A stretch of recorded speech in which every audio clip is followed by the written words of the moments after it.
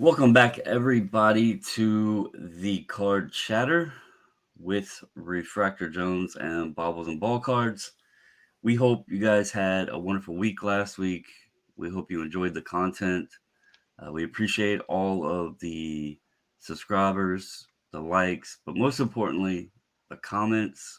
We definitely cannot stress enough um, how much we appreciate and enjoy the interaction with everybody and hearing your thoughts, opinions about the show or the topics, and joining in.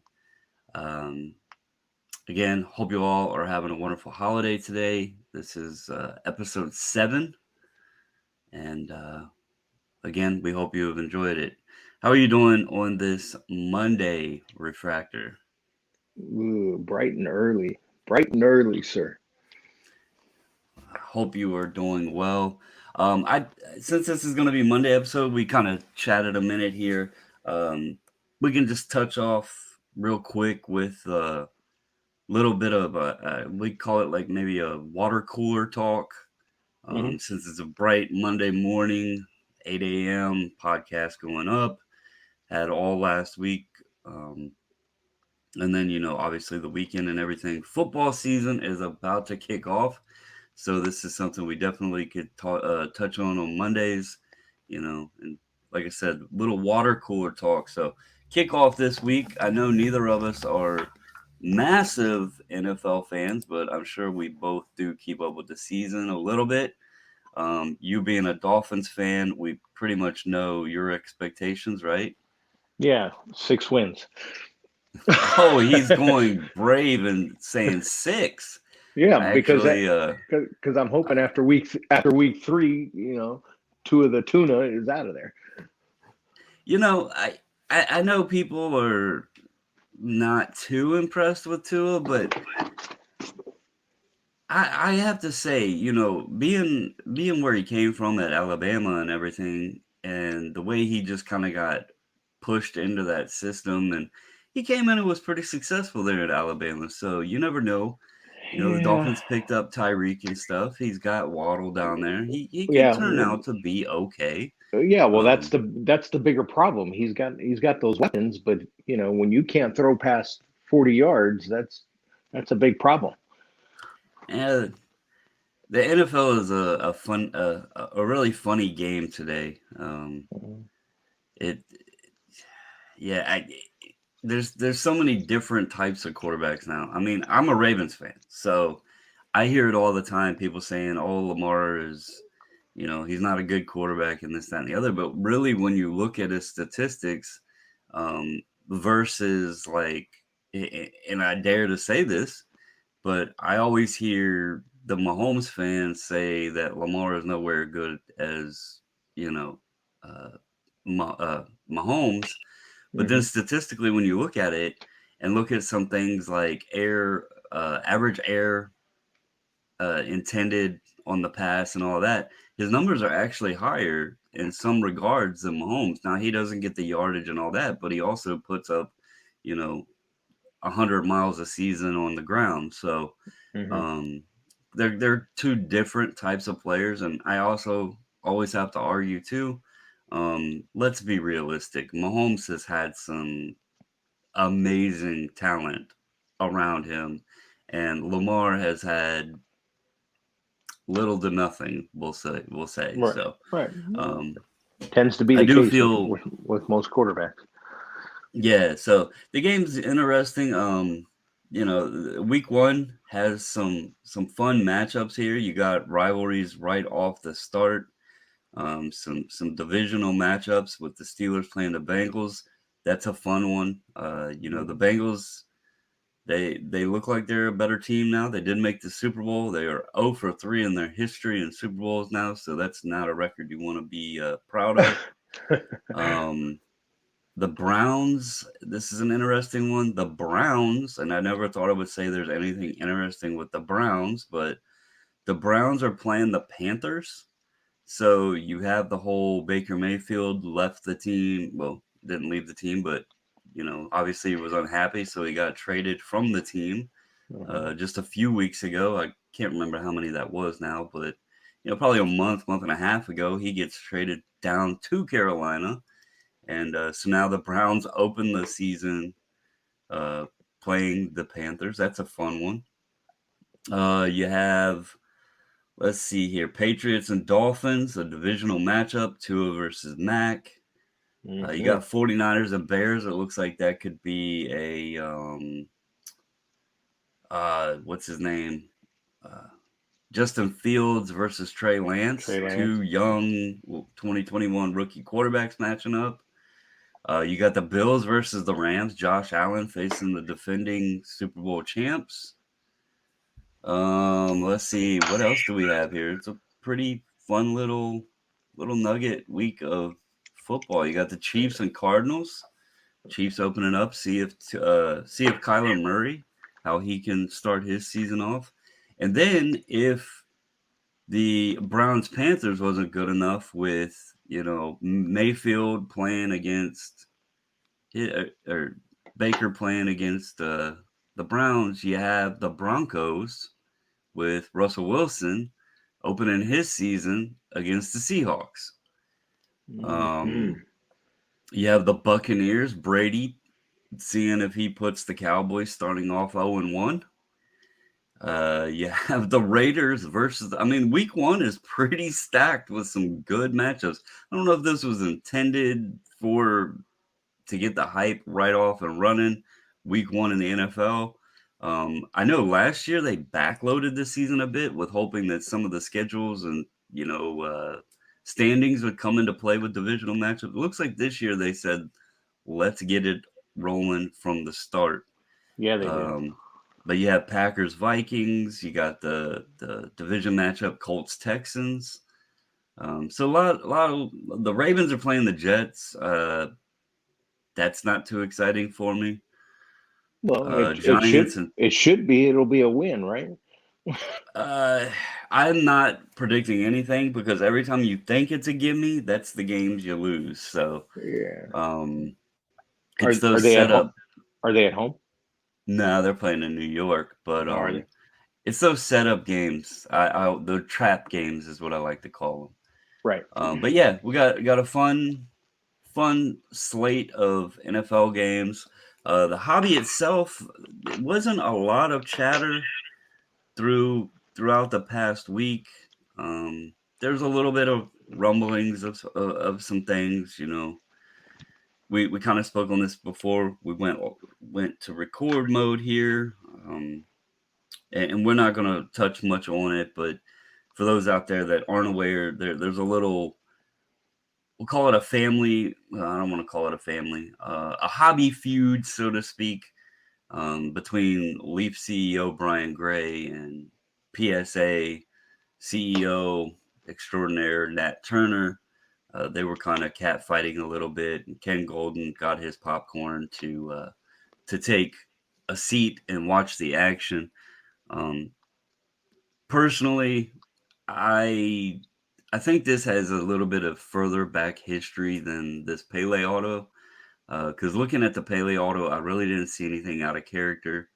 I compared it to an on-card Topps Dynasty Pele auto, and just pressure points of the way Pele starts and stops his autograph and stuff like that. I'm not an expert on autographs, Mhm. but there was some nuances to the signature that I just don't feel someone trying to counterfeit an autograph would put effort into necessarily. Mhm. Um, Again, the auto is from 2016, the one that started the feud. It's Right. not a new, Right. That's what I was gonna say. It had to be an older autograph because Pele's yeah, not doing very well right now. So.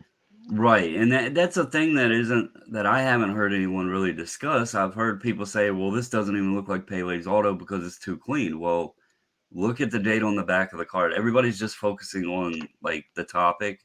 The date on the back of the card, it's a printing plate, it's a sticker auto. It's dated 2016. Now, obviously, that means the sticker could have been printed, 8 years ago. It could have been from 2014 or 15 or something like that. Right. Um, but if you look, Leaf does have some new, like 2021 or 2022 Pele autos, and those do have some shakiness to them.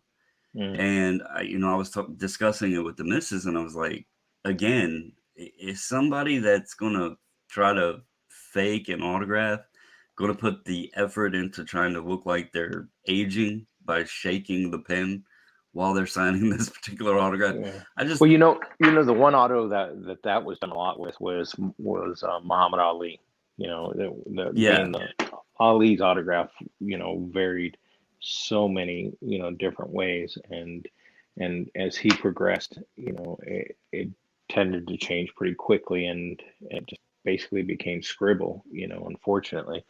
But a lot of a lot of counterfeiters, and forgers were out there doing whatever they could because they figured it was going to be easy. They said, "Oh, we'll just scribble it, and people are just going to naturally assume it's his signature."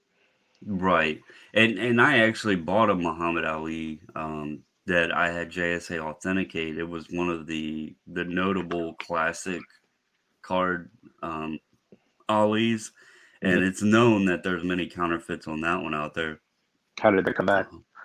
Uh, it came back authentic, but I Oh, bought good. one that was more in tune with what like I felt confident in, that looked Mhm. more like Muhammad Ali's autograph and not one that Yeah, somebody was trying to manipulate. right. Um, so I was more comfortable buying that one. That's Um, good. Somebody else, speaking on like the age thing, and this Pele auto in question, obviously, as we said, is it's from an earlier date, but in regards to the shakiness and stuff, Hank Aaron, I Yeah, mean, yeah, his autograph you can actually see over time just get worse and worse. yeah. Um, but I actually reached out to you one time, and this isn't to say it was or was not, but people, I think this whole topic and the key to take away from here, um, and again, I don't know the rhyme or reason behind what's happening or why they're feuding. Personally, I feel the audits are legit, but I think there's something company to company there, and whether it's within reason or not, that I'm not one to sit here and say. Um, but something that I do think folks need to understand is Brian Gray getting upset makes sense. He does walk a very tight line with what he gets away with. That's Yep. not, nobody's going to argue that. No. But the man is also smart. And Yeah. I don't know that Brian Gray, with what he's capable of doing with the limited, he has no licensing or anything like that. And the man puts out a good product. I have to say his card quality is probably one of the best in the industry. Hmm. Obviously, he does less than the other companies, but his card quality is always good. Yeah. Um, he has some really good names in the products that he puts out. And I just don't know if he would, like, especially in today where there's so much social media and call outs and everything. I don't know that the man would risk ruining his business to to have some Yeah. autographs in there when A he few has so Pele many other autos. people. Yeah. Right. So I but I think this coming out, or PSA as an entity saying, hey, we're refusing to do this, is now making the collector base say, well, PSA is saying Leaf autographs are garbage, they're Right. fake, and yada Yeah. yada. And then you have all these newsy reports and sayings, and it puts pressure on and makes Brian look bad. So he has a right to defend himself. He has a Well, right to be anything. yeah, it hurts So his brand. You can't you're hurting somebody's brand by saying those things, and you need to be careful and walk that fine line because if he really gets upset, all he has to do is bring litigation against him for damaging his brand. You can't go out there and damage someone's brand like that. It's a big deal. right. I mean, Leaf is what it, basically what it is. It's a good entry level product, for the starter collector who's coming in and wants to get some autos, some patches, and that type of stuff. And even though you're not going to get MLB license or any other license for that matter of these guys in a licensed uniform, it's still a good entry level product, and that's where a lot of people fail to realize that we need that entry level product in our scope of hobby, because cost of cost of entry is just, it's too high for the new collector to get in. Right. And I mean, speaking on, like, I'm not much into the soccer stuff, but let's be realistic. His Leaf soccer products sitting here, and you could pull Pele or Ronaldo, or, I think he has Messi, maybe. I can't remember, but he has some big name soccer players in there. And Hmm. the product, again, he makes very nice cards. Some of them are really nicely designed. Hmm. And then you have, of course, there's sticker autos, but again, I've always said, as long as the card looks nice with the sticker on it, I don't mind them as much, simply because we don't know, even on card autos, like, whether or not they're taking the right chain of command, Yeah. especially today. There was Mhm. question in there of people were questioning Brian, well, do you witness every one of these stickers? Well, for folks that don't know, Topps and Panini doesn't even witness every single player autograph. Wow. They mail the cards to the players, Yep. and basically the players are under a contract, and they're expected to sign the cards and mail them back. Right. Nobody's sitting there watching them. Hmm. There might be a video taken of them signing a card or something like that, Right. but there's You know nobody when sitting there watching them.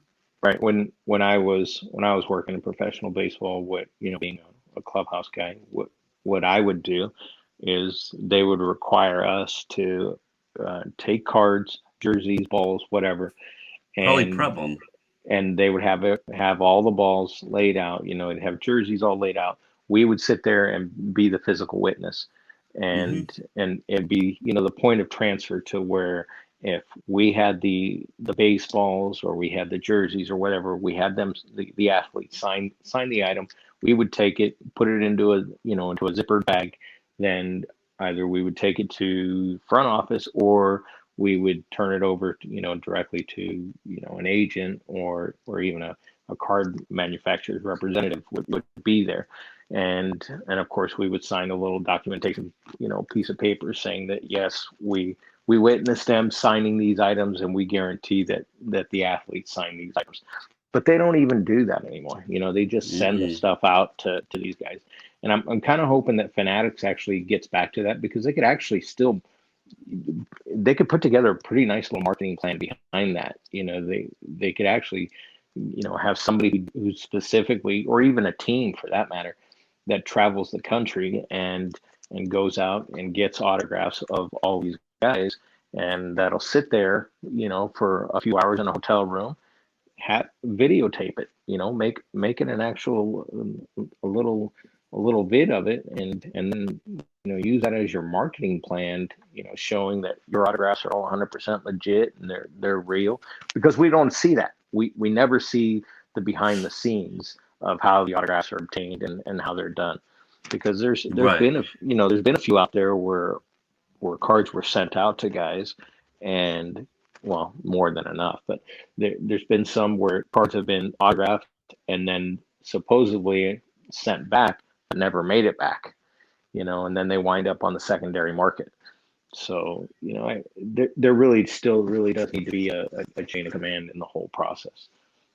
Yeah, and I mean, there's also been many publicly stated examples that were confirmed that, the athlete didn't actually sign, which should Right. tell the entire hobby that, hey, these autographs aren't being witnessed, right? The Dak Prescott auto pen thing was the most notorious Hmm. because, if Beckett didn't catch that, I believe it was Beckett that the one threw the red flag. I don't know if somebody notified them or if they actually caught it, but either way, if they hadn't have thrown the red flag up and have just, kept doing it, and the autograph was perfect, the same identical way every time, nobody would have even known. They thought Yeah. Dak Prescott was signing the cards.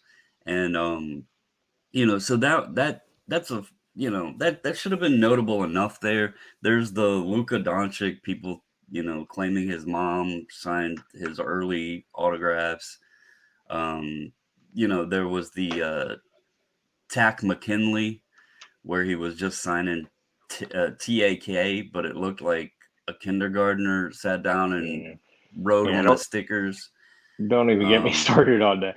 That really bugs me, when the effort is not made there. But again, these guys are getting paid millions of dollars with their regular contract.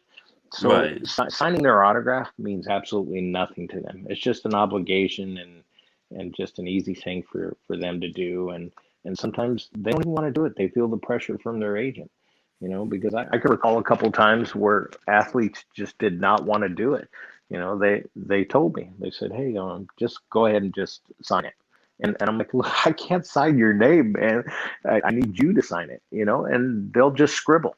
Yep. They just go ahead and just say, forget it. They'll scribble. And Yeah. Now, inside every major league clubhouse, you can always guarantee that there's a minimum of 2 dozen balls in there every homestand that are required to be signed, and they either wind up at inside the front office and given away to high priority people that they deem as high priority, or they'll sit there and they'll put them in the team store and start selling stuff. So they milk it for every bit that they can. right. You mentioned Fanatics and them upcoming, getting ready to prepare to basically run the ship or hopefully right the ship, however you want to put it. That Fanatics isn't new to the game. They have the players already doing jerseys, helmets, baseballs. I actually have a Aaron Judge Fanatics baseball sitting here. Um, so they already are involved and know they have a good relationship. They have many athletes already that are Fanatics exclusive athletes. So I'm sure they're in tune and have a great process with getting the players to sign. They probably compensate the players pretty decently for doing so. And Hmm. my guess is they would just mix the cards in with the memorabilia and everything that they're already doing. Right. And then whatever process they use to ensure that things are getting done and getting done properly. Hmm. My thing, I think, biggest with this whole debate is I don't understand why, if there's something there, or if they're not saying, PSA is not coming out and saying that the autograph is fake. They're just basically saying they're not going to do it. Right. But you know why, right? Do you know? Do you have a little reason why they're saying that? Because they're trying to relieve themselves of any type of liability. Is basically it. They don't want to be named in any type of lawsuit. Future Right. coming And lawsuit. I actually reached out to the attorney that jumps into many hobby things, Paul Lesko, and we had a little bit of a conversation.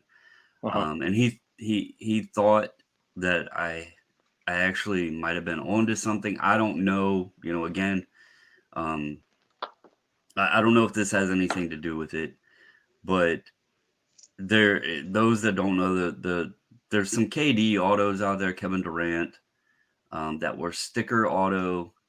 Um, I think I have that one in a gold medallion. He's showing me an ultra rawhide Griffey. Um, but there was a Kevin Durant autos that were floating around that PSA DNA had encapsulated and authenticated.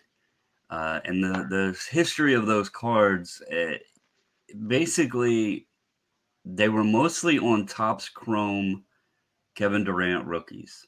Now, the Uh-huh. key is Kevin Durant was not an autograph. He did not have an autograph in that set on the checklist. No. Right. So they're sticker auto, but the stickers themselves they're actually upper deck stickers. You can tell by the Right. design on the holographic pattern in the sticker. So they're an upper deck sticker that Katie had signed that were then applied to Topps cards that were encapsulated and authenticated by PSA. Now, they didn't authenticate them as autographed cards. They should have only authenticated that the sticker autos were real. Yeah. But And then but I don't have a problem with that. I don't And either. people make a big stink about that. And it's basically a collaboration, is what it Right. is, right? I mean, Well, there's a history there, though. And so sure. what you were talking about, the liability type thing. So the story gets a little bit more crazy with this because then Brian used those cards in his Leaf Best of Basketball product, his repack product. Hmm. So you now have a situation where you have a Topps card with an upper deck autograph encapsulated in a PSA DNA slab put into a Leaf product, right? So you see how this Hmm. chain of this ball keeps rolling bigger and bigger. Yep. Well, then Panini gets involved because they signed Kevin Durant to an exclusive contract.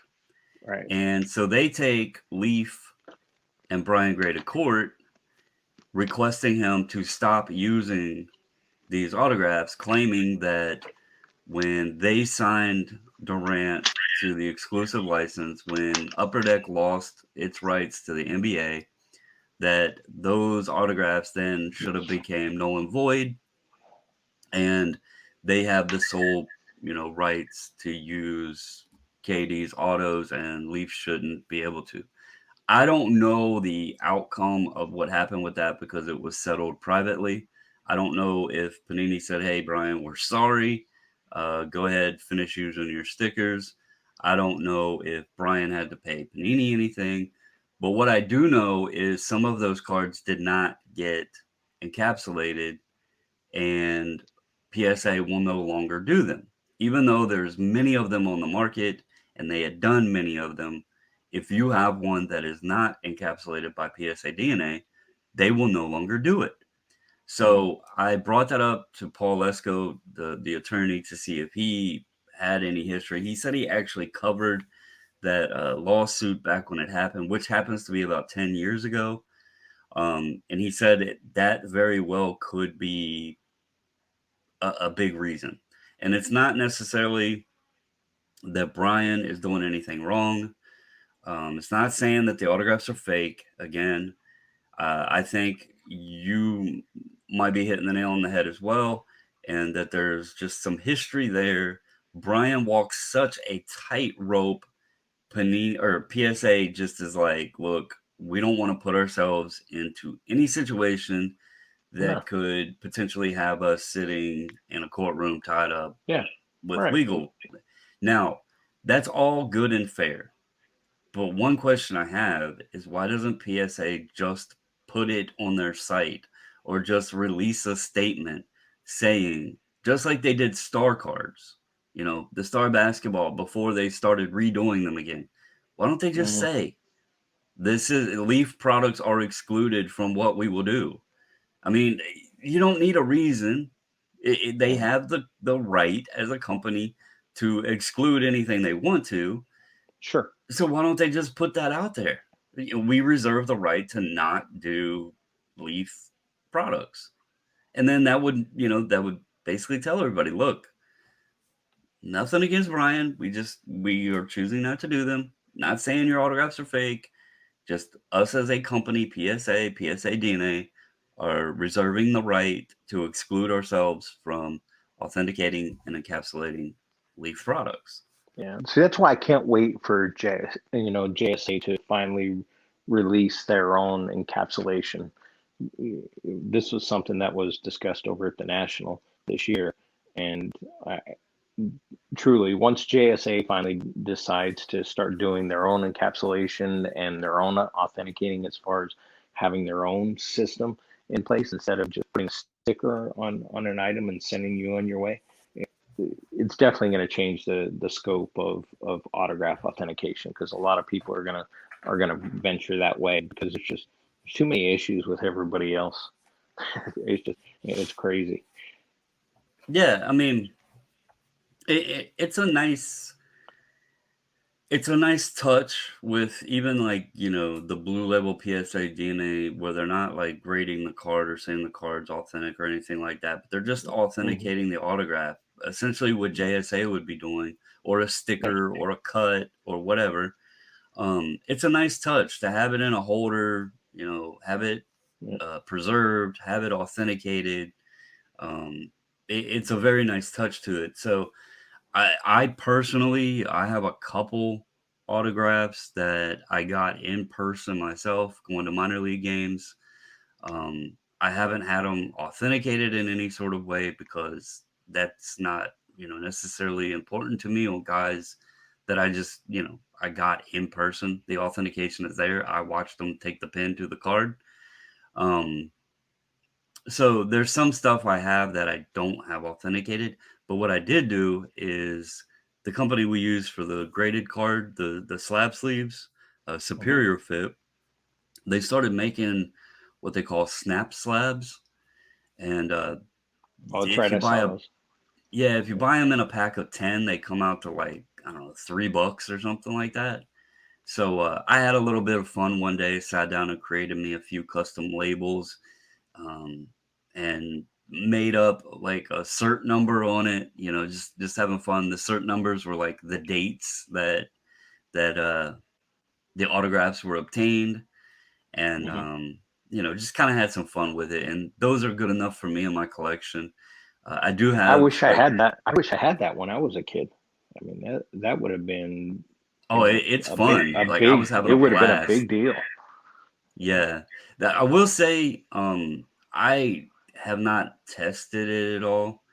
Um, but those slabs are very borderline risky, because they are identical to the size, shape, everything as the PSA slab. The only difference is instead of having the frosted border, they are clear. Mm. Um, but otherwise, the feel, the size, the shape, everything else about it is exact to a PSA slab. Now, And you Superior said Fit does, they you said do have they're their snap. logo. You said they're snap, right? Yeah, they just snap together. Okay, so you couldn't put heat to them to actually seal them. That I have not tested. I don't Because know that. that'd be kind of nice if, I mean, because if you're only doing it for your own personal stuff anyway, so in case you drop it, it's not gonna You could go probably flying glue around. it. And Mm. what I did is I just put it in a sleeve because they Oh, include the gotcha. free sleeve too. So I just put it in a sleeve, Oh, that makes sense. so That's good. yeah. But what I was gonna say is they were smart and put their logo real small on the back side of the slab where the label would Oh, be. okay. That way you can distinguish it from not, from being different than a PSA slab. But Right. we know how people are. Yeah. Well, one that's Somebody could try it, and I don't know if any chemical would remove that logo from the back. Mhm. But anyway, they're nice. They're fun, especially for just collecting. There's something great for little things like that, in person autos that you just want to slab up and do something fun with. So, but yeah, this topic was something there's it's been the hobby news kind of the week. Hopefully they squash their differences. I think, again, I personally like a lot of Leafs products. I think they're a fun product, especially with the pop, the Leaf Pop Century and everything. I think Brian does a respectable. I know a lot of people talk crap on repack products. I think his best of products, whether it's best of sport or best of baseball, best of basketball, whatever. I think he does a good product there. You can get some really cool hits out of it. Um, he does some baseball stuff if you want baseball guys. I know a lot of people don't like some of the patches and stuff he does in cards. We kind of spoke on that privately. That sometimes, like, as a Nationals fan, you get a jersey in it that's like from 2010 or something, like the anniversary year, and you're like, okay, how is this prospect got that jersey? But there's some Yeah. weird things with it, but Yeah. overall he puts nice patches in the cards, whether they come from Dick's or Goodwill or wherever. He's not saying that they were game worn. That's the point, right? I gotta call Brian because I've got a bunch of jerseys he can buy if he needs them. He might, I mean, again, I don't have a problem with it as long as he's not trying to pass them off as being game worn or anything. Um, it, it's getting, again, you hit it spot on earlier in the conversation. It's a good entry level product. It's a good It low is. budget product, and you can get some really cool patch autos Yeah. at a very cheap price. Yeah. So I'm not going to knock It that, especially for a collector out there. no way. As long as it's It's not, fake autos and stuff. Heck, even if he just put, hey, this player didn't even touch this piece of fabric, but we included a cool patch. I mean, at least just being honest about it. And so, but anything else you want to touch on this? no, it's about it. All right. Well, I hope everybody has a wonderful Monday out there. Obviously, you know our schedule by now. If you've been following along, Monday, Wednesday, Friday, um, 8 a.m.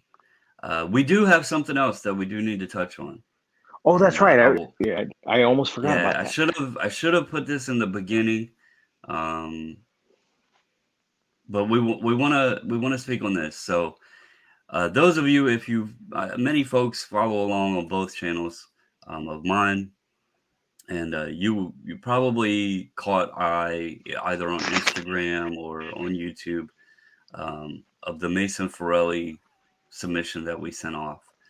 September is Childhood Cancer Awareness Month, and in light of that, Mason has started a nonprofit that he will be accepting donations for.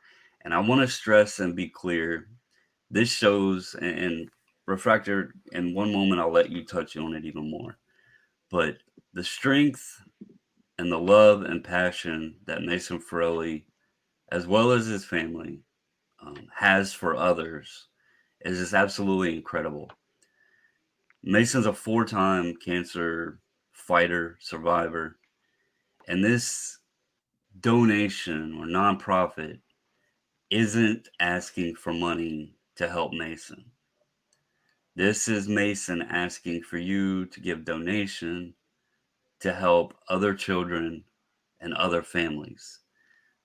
He wants everyone to be helped and to fight just as well as he has. So I'll let you touch on it a bit, Refractor, but yeah, definitely want to get this in here, and I hope folks listen to the end. We'll start putting the information out early in the beginning of the episodes, but I did want to mention this since this is the Monday episode.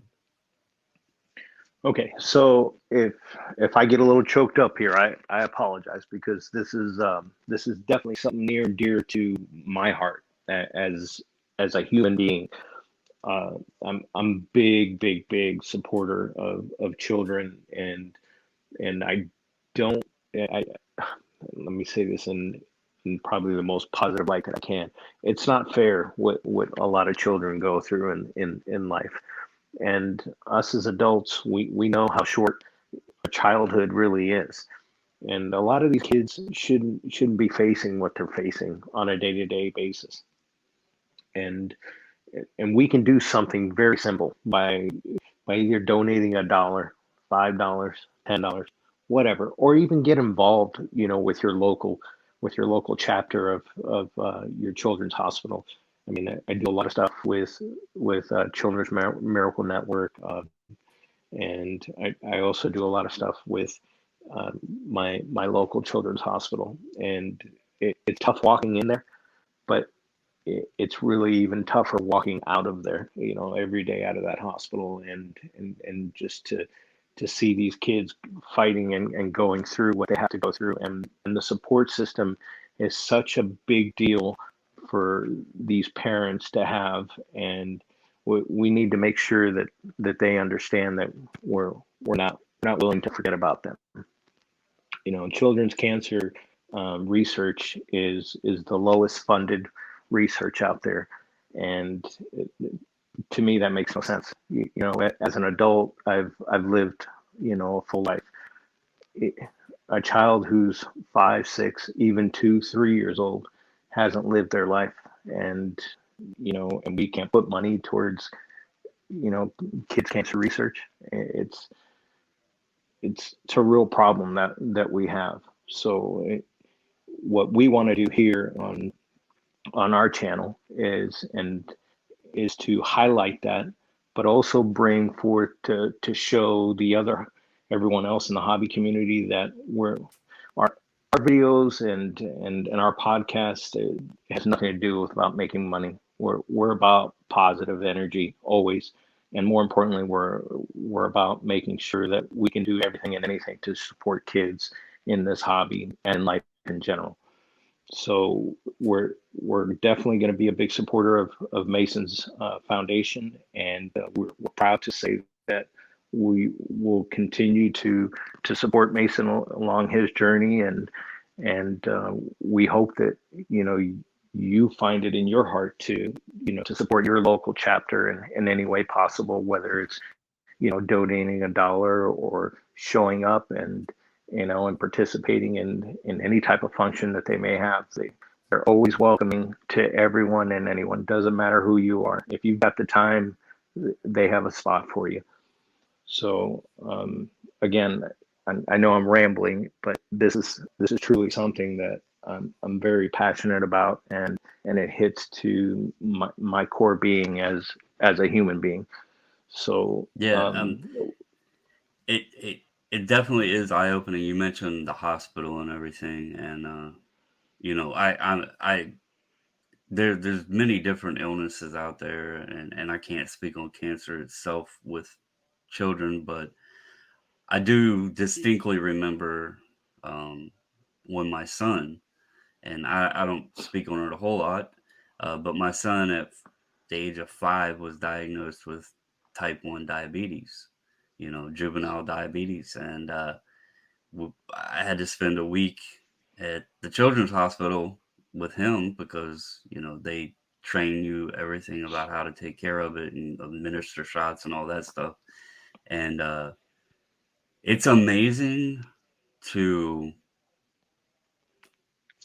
see and know what these young children are going through, and see and know that things are tough and they're probably in pain, or they probably wonder why they can't do certain things.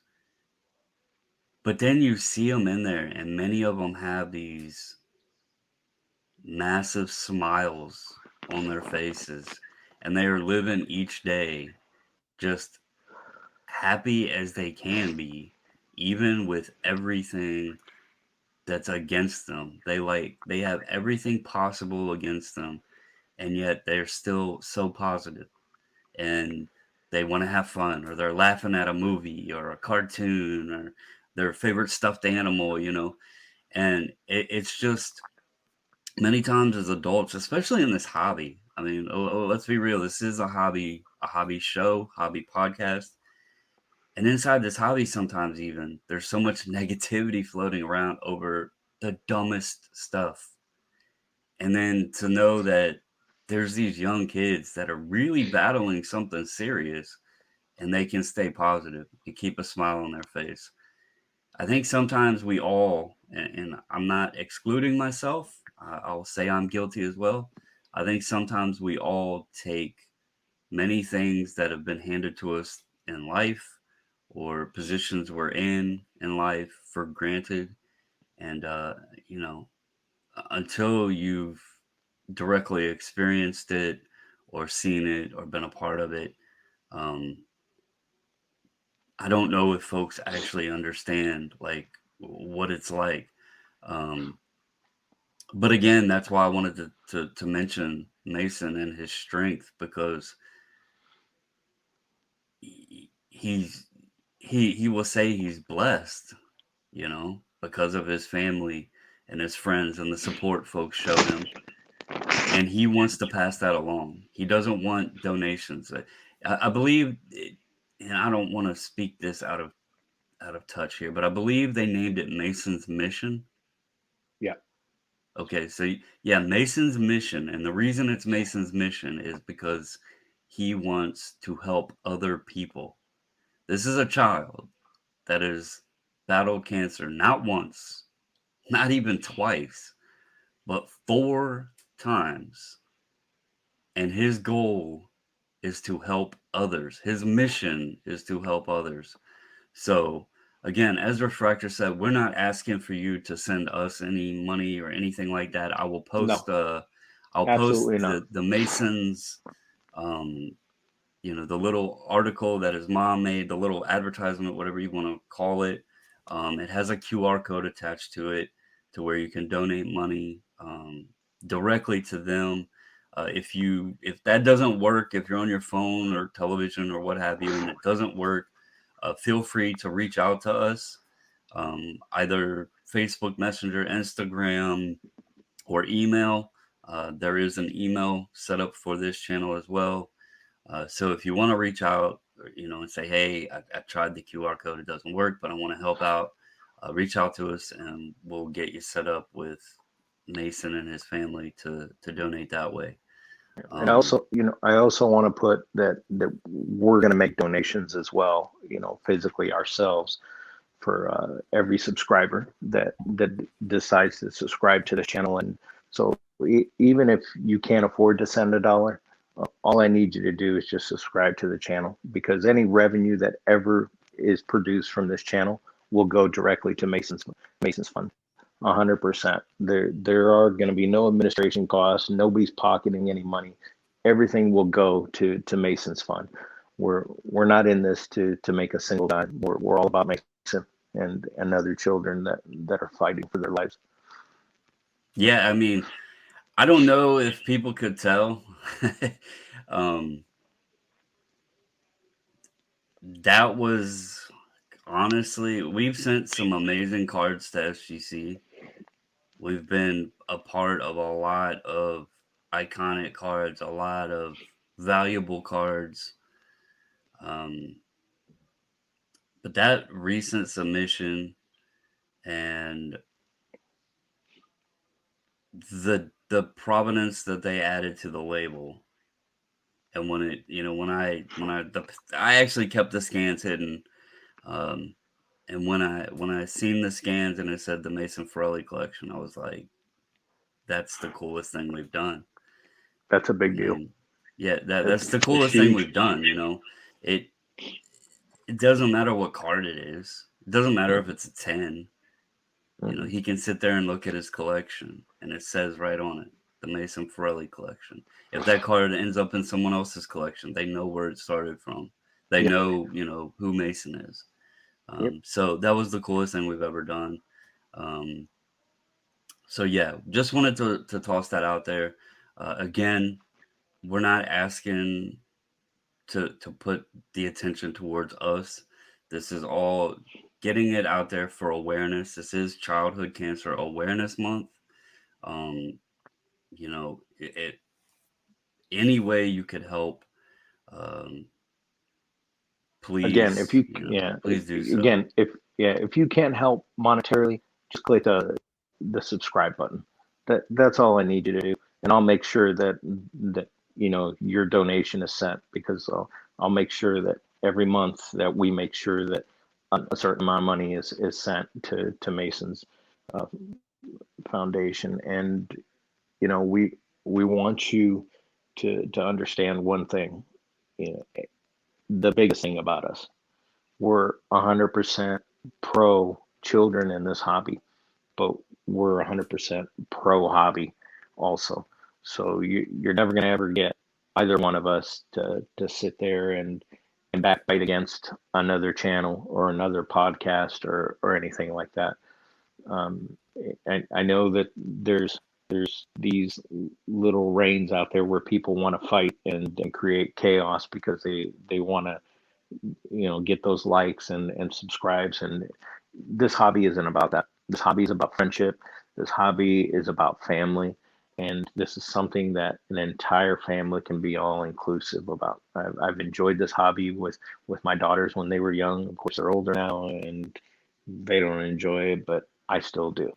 And but I got to share that little bit of time that I did with him, and that's important because those are memories, and nobody could ever take those from me. So, like, Yeah, and again, I mean, to his point, I do have the other channel, and I'll be the first to say I may go on rants sometimes. Um, I may speak on another channel. Usually, it's not anyone in particular. But even if I do speak on another channel, I don't know that I've ever.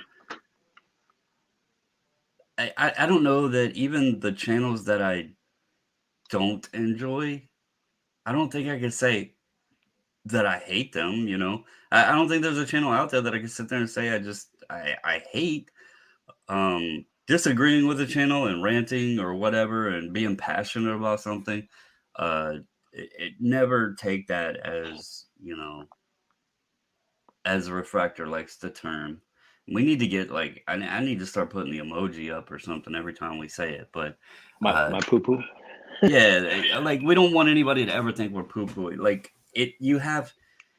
Let's be real. He said that this is a family, right? And the hobby is a family. And let's be realistic.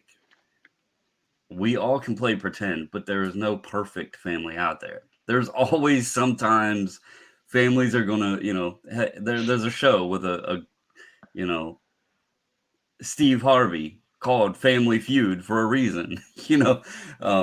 So yeah, the thing is, we just want to kind of keep this fun and lighthearted, and if we debate or talk about a topic or whatever, um, always remember these are just our views and opinions, and it's not to poo-poo on anyone or anything or what have you in the hobby.